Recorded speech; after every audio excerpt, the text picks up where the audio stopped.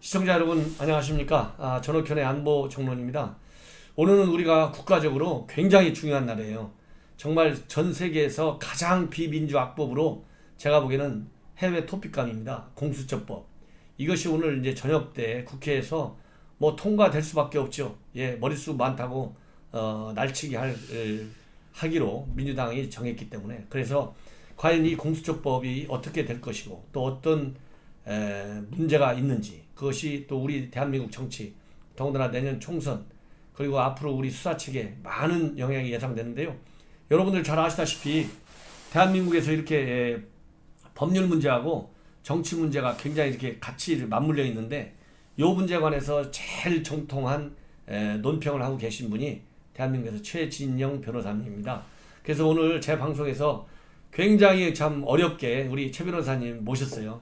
그래서 우리 최 변호사님을 모시고 좋은 말씀을 듣도록 하겠습니다. 대단히 감사합니다. 네, 반갑습니다. 최진영입니다. 네.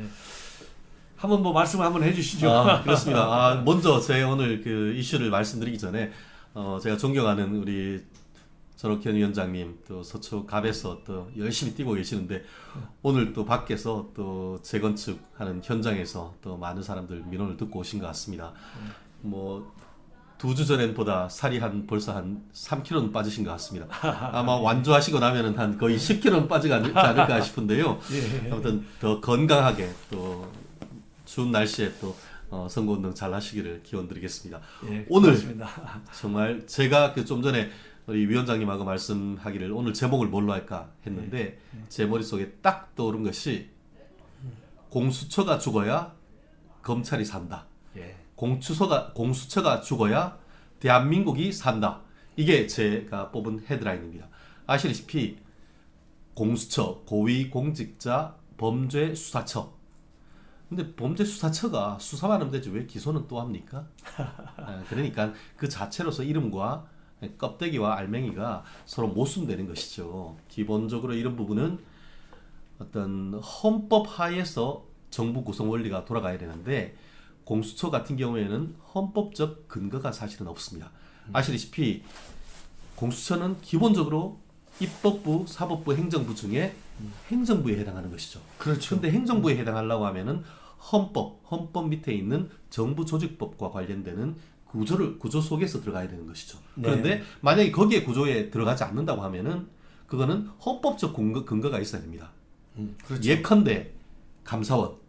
감사원 같은 경우에는 정부조직법에 의해서 된 것이 아니고 헌법은 제일 앞에 전문이 있고, 그 다음에 기본권에 관한 부분이 있고, 그 다음에 이제 입법부, 행정부, 사법부 이렇게 하면서 이제 행정부 무렵에 감사원이라는 것이 헌법상 기구로 있습니다.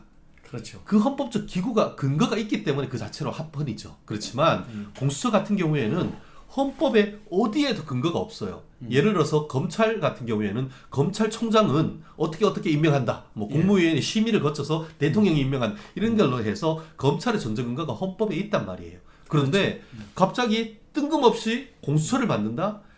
모든 어떤 그 기구의 근거는 헌법에 있어야 하는데 헌법에서도 없고 저쪽 안드로메다에서 갑자기 날아왔다고 하면은 그게 무슨 그렇기 때문에 공수처는 존재 자체가 위헌이다. 이게 가장 핵심이에요.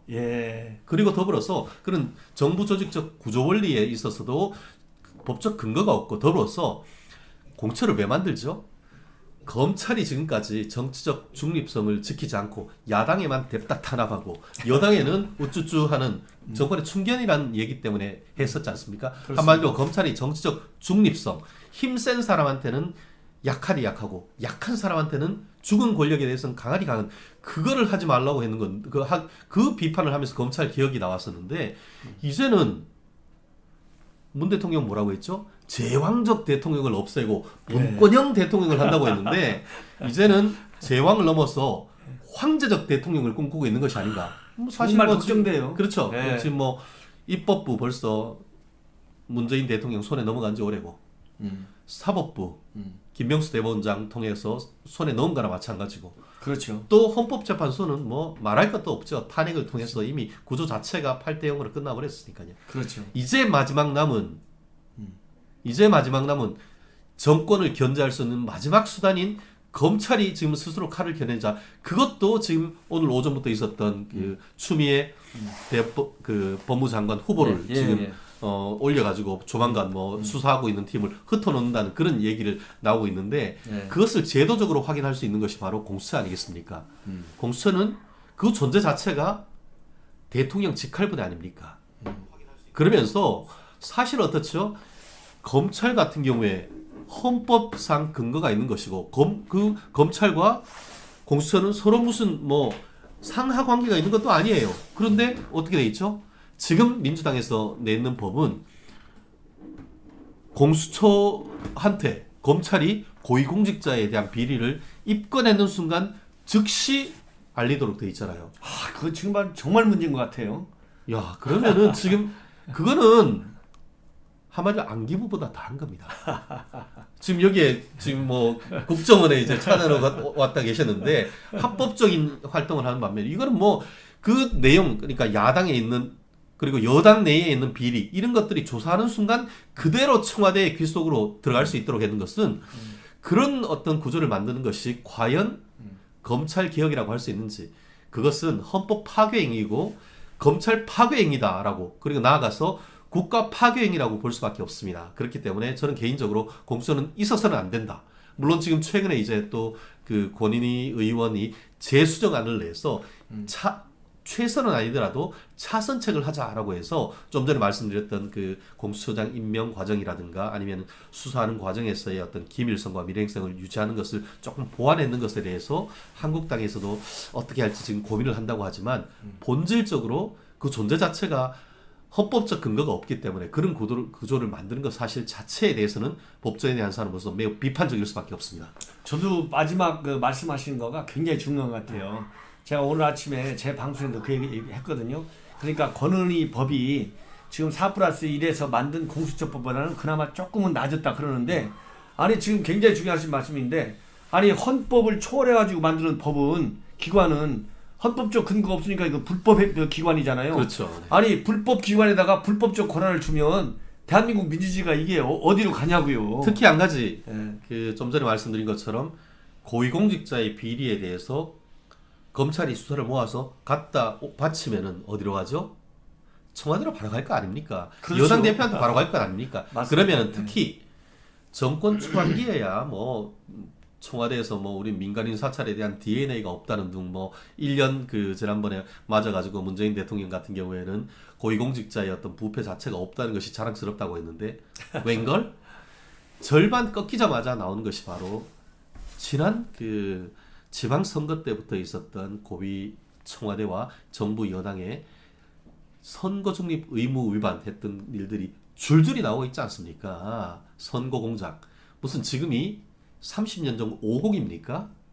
맞습니다. 가장 민주적인 정부라고 하는 데서 가장 비민주적이고 반민주적이고 헌법 파괴적인 행위가 있었다는 것에서 국민의 한 사람으로서 경악하지 않을 수밖에 없는데요. 만약에 지금의 검찰이 없었다면 이런 일이 벌어질 수 있었겠습니까? 이런 사실을 밝힐 수 있었겠습니까? 지금 열심히 밝히는데, 오늘 오전에 그 법무장관 후보자한테 물었습니다. 당신 지금 법무장관 되면은 바로 검찰 인사이동 할 겁니까? 안 할 겁니까? 했더니만 입 딱 닫았습니다. 하겠다는 거죠. 그렇죠. 법에서 침묵은 자백이라고 있습니다. 말 안 하는 것은 그렇게 하겠다는 거죠.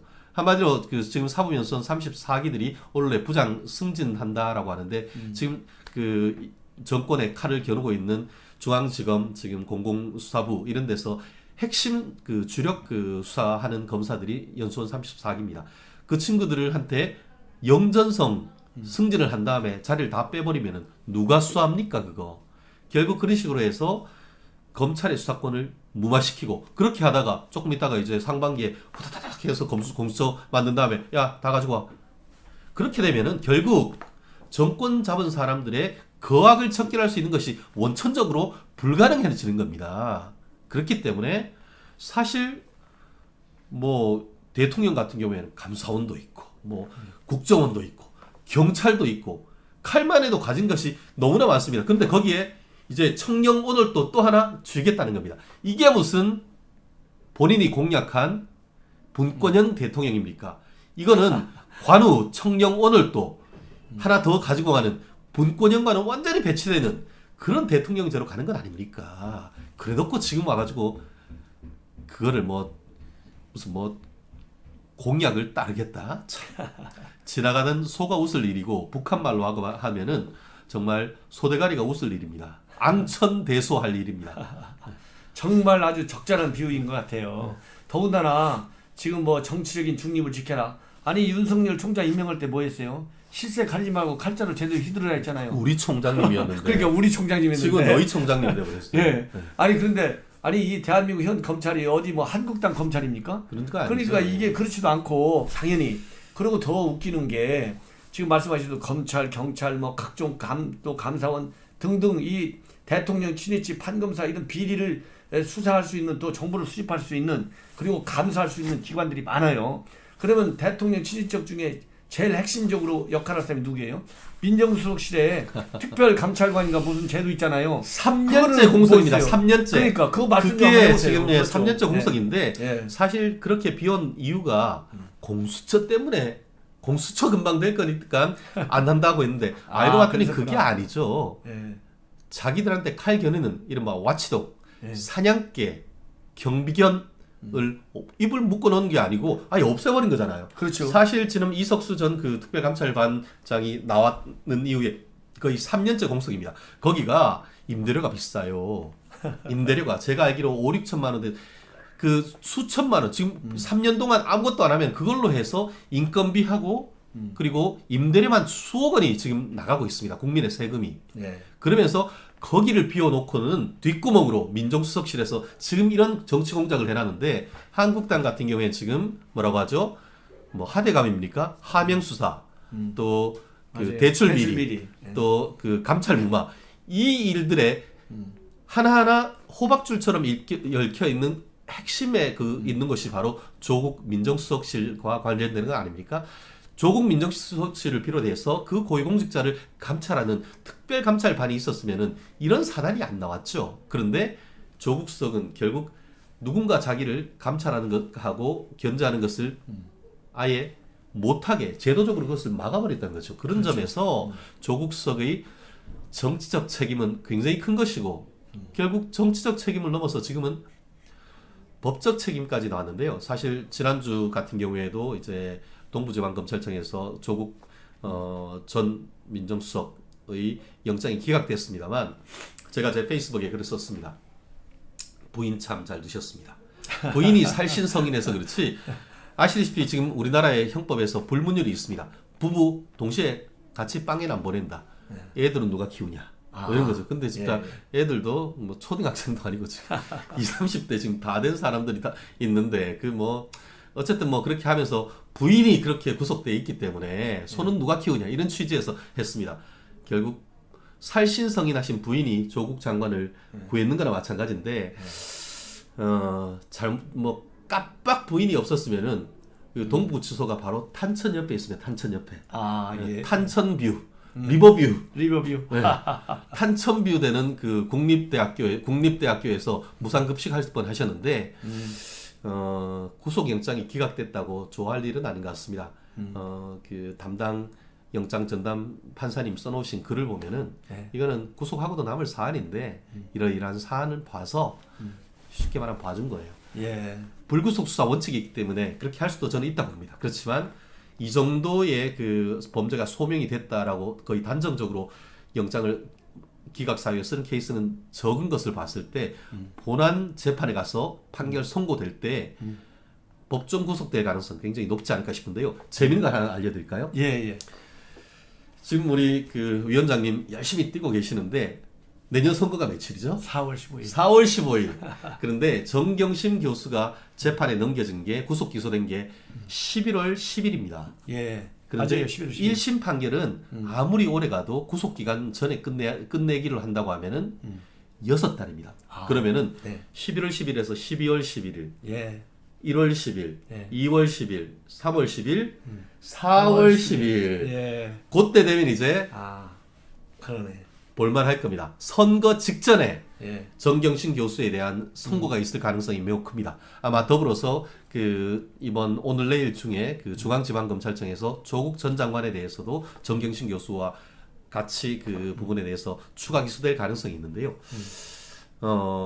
내년 선거 직전에 만약에 재판부가 유죄 선고를 한다고 하면은 그런 점은 예.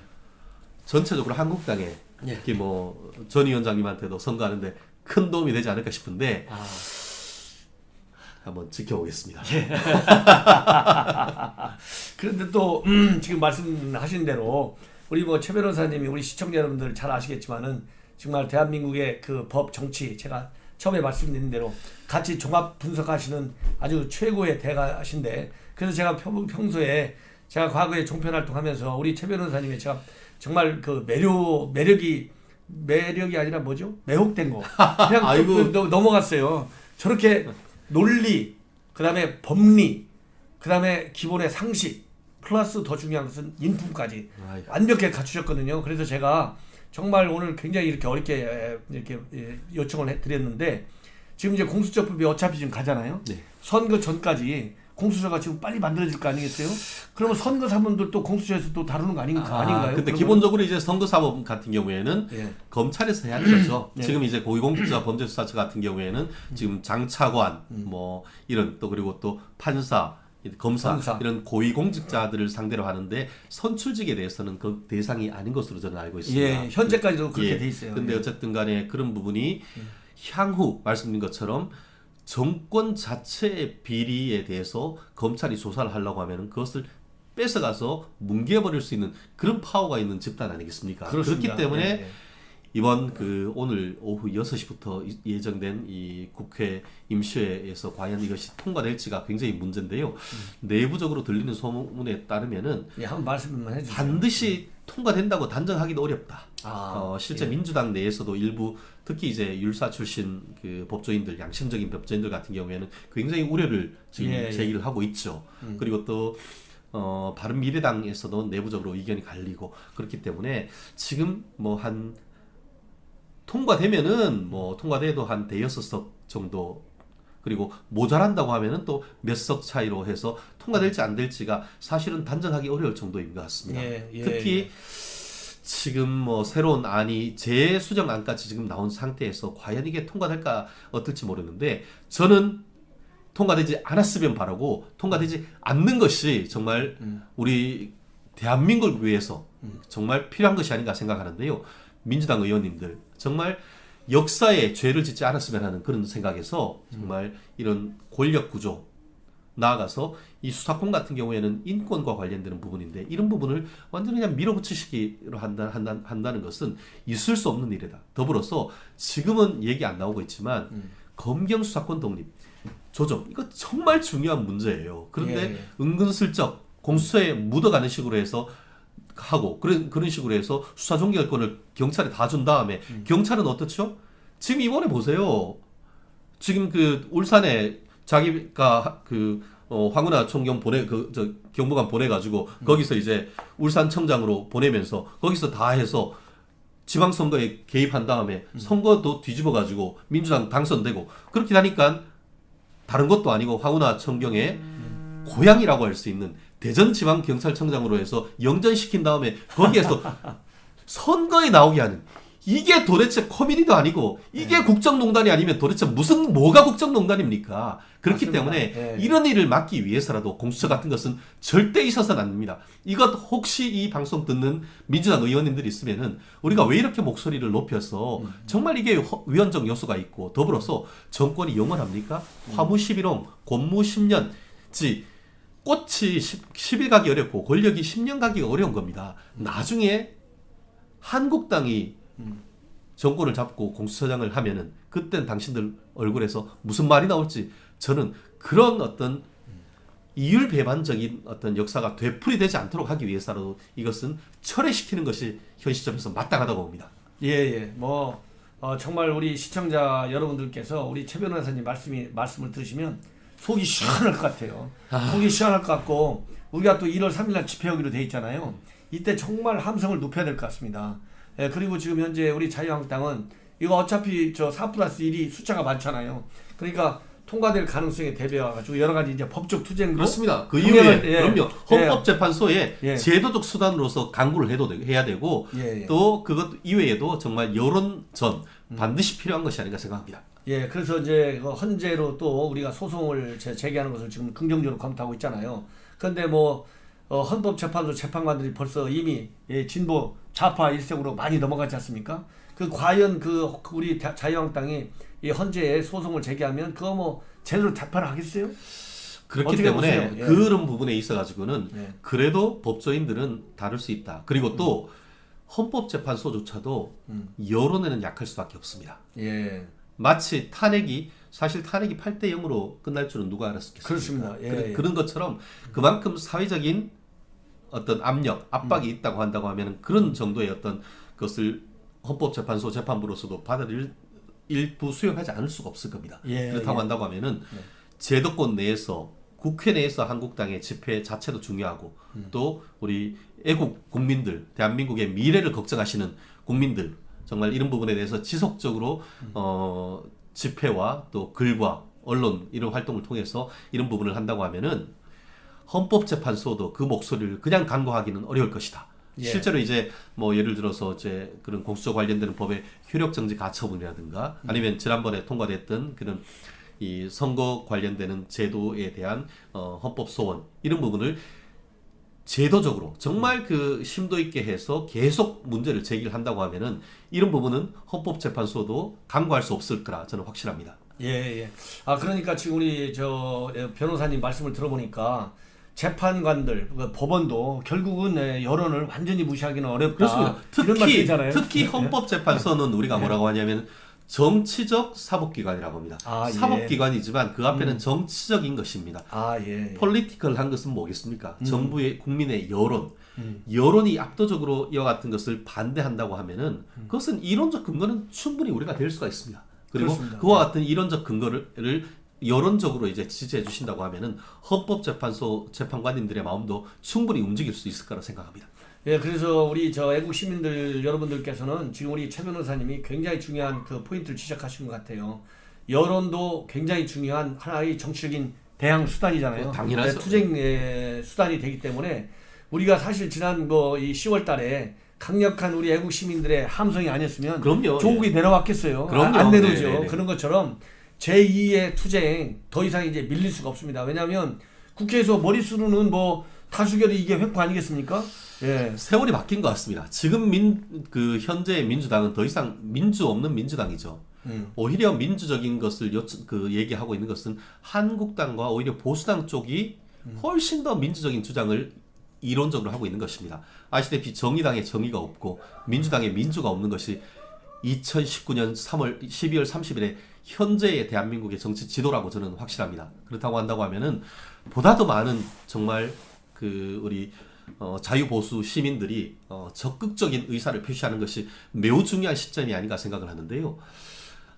정말 그래도 예전에 사실 특히 보수 분들은 품격, 품위, 어떤 제조적 범위 내에서의 어떤 그 목소리 내기 이런 부분에 이제 익숙해 있지 길거리로 나가는 것 이런 부분에 대해서는 사실 누구든 다른 분들보다 훨씬 조심스럽지 않습니까? 그렇습니다. 그렇지만 예. 지금 위원장님 말씀하신 것처럼 지난 10월 이른바 10월 항쟁, 10월 민주화 운동이라고 좀 부르고 싶습니다. 예. 10월 민주화 운동을 하면서 훨씬 더 조직적이고 조직화되고 체계화되는 것을 보고 있는데 그런 조직화된 모습을 지속적으로 운동으로 해 나간다고 하면은 오히려 대한민국의 보수 세력이 오히려 민주화 세력으로 불릴 수 있는 날도 저는 얼마 남지 않았다고 봅니다. 맞아요. 그런 역설적인 상황이 지금 오고 있어요. 왜냐하면 민주당이 너무나 비민주적인 아주 그야말로 독선과 오만에 가득 찬 그런 정당이거든요. 그렇기 때문에 이런 민주당이 과거에 정말 민주화 투쟁을 했다는 것 자체가 참 정말 역사의 역설이 아닌가 싶고. 그렇습니다. 예. 옛날이요. 정말 맞아요. 좀 본인들의 초심으로 좀 돌아갔으면 좋겠습니다. 예, 정말 오늘 처음 출연하셔가지고 너무 귀중한 말씀을 많이 해주셨고 아마 이제 평소에도 아까 말씀드린 대로 우리 시청자 여러분들께서 우리 최 변호사님 해설 아주 시원하다 이렇게 느끼셨을 텐데 오늘 첫 출연하셔가지고 우리 전욱현의 안보 정론이 한 10단계가 아유. 업그레이드 된 것 같아요. 10단계 업그레이드 된 것 같고 우리 시청자 여러분들 제 방송 이거 딱 이 방송 특히 링크를 하나 잡아가지고요. 우리 애국 시민들한테 많이 좀 뿌려주십시오. 그래가지고 이제 남은 게 여론전 하나밖에 없네요. 제가 말씀을 들어보니까 여론전에서라도 우리가 이겨야죠. 본래 우파가 여론전에 약하잖아요. 그렇습니다. 좌파가 강하고. 그래서 제 방송 이거를 널리 퍼주시면 아 국회에서 끝났다고 끝난 게 아니고 그렇죠. 지금부터 투쟁이 시작되는구나. 이거를 끝날 느낄 것 때까지 같아요. 예. 끝난 게 아니다. 예. 그래서 대통령이 사인할 때도 정말 손이 덜덜덜 떨 수 있게끔 하고 이게 우리 자유한국당에서 이제 헌재에 소송을 제기하면 헌법재판관들도 야 이거 내 이름이 이거 말이야 이거 한국당이 고발한 거 잘못 판결해갖고 이름에 올라가면 역사에 대해 후손들한테 이거 내 이름이 영원히 오점이 남겠구나 이런 이 역사에 무거운 책임을 진다는 이런 압박을 가하는 것이 마지막 남은 수단인 것 같네요. 그렇습니다. 예. 그래서 우리 마지막까지 애국시민 여러분들 이 공수처법 오늘 국회에 통과하면 새로운 투쟁의 시작이지 투쟁이 끝난 게 아니다. 이거를 일깨워주는 우리 최 변호사님 말씀에 따라서 우리가 1월 3일 날 정말 광화문에서부터 서울역까지 꽉 차게 우리 애국시민들 모두 다 꼭 투쟁에 나설 것을 당부드리고요. 이런 기회에 전옥현이 이 과연 예비역으로 나왔는데 저같이 애국심도 강하고 충성심도 강하고 또 민주정치의 원리에 우리가 또 강하지 않습니까? 네, 예. 그래서 제가 국회 가서 제도권 안에서 강력히 투쟁할 수 있도록 시청자 여러분들께서 많은 성원해 주실 것을 거듭 당부드립니다. 정말 고맙고요. 네. 또 언제든지 또 사무실도 가깝잖아요. 네네. 네, 사무실도 가까우시고 우리 최 변호사님 사무실 한번 간단하게 소개 한번 해주시죠. 또 위치 모르시는 분들이 있으니까 여기 삼풍백화점 바로 위에 제 사무실하고 불과 1km밖에 안 되잖아요. 네, 그렇습니다. 네, 교대역, 예. 교대역 8번 출구 8층에 있습니다. 팔팔하게 열심히 뛰어보겠습니다. 최진정 변호사입니다. 예. 그래서 우리 이제 법률 소송 같은 게 있으면 우리 최 변호사님 아주 시원시원하게 또 자문 상담 해주시니까 많이 우리 최 변호사님 찾아주시고 또 우리 우리 애국 세력들의 많은 그 성원이 대한민국을 살리는 길이라는 것을 다시 한번 깨우치셔서 전옥현에 대한 지지와 또 많은 성원도 함께 부탁드리면서 오늘 첫 방송 마치겠습니다. 너무 네. 고맙습니다. 네, 예, 고맙습니다. 너무 고맙습니다. 재밌었습니다. 하여튼 자주 좀 와주세요. 네, 알겠습니다. 제가 보기에 뭐 댓글에 뭐 지금 난리가 났을 것 같아요. 감사합니다. 네, 화이팅입니다. 예, 화이팅. 예, 감사합니다.